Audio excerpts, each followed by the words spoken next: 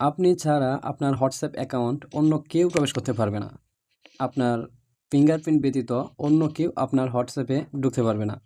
কিভাবে করবেন আমি স্টেপ বাই স্টেপ দেখিয়ে দিচ্ছি, আপনি জাস্ট স্ক্রিনটা ফলো করেন। প্রথমে আপনারা হোয়াটসঅ্যাপ অ্যাকাউন্টে চলে আসবেন।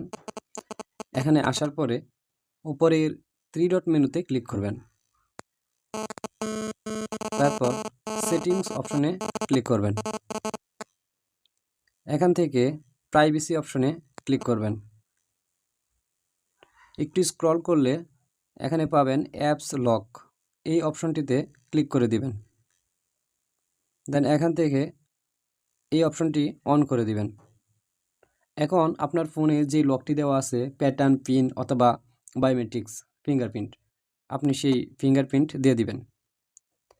এখন এখানে 3টা অপশন শো করছে। একটা হচ্ছে ইমিডিয়েটলি, আফটার 1 মিনিট এবং আফটার 30 মিনিট।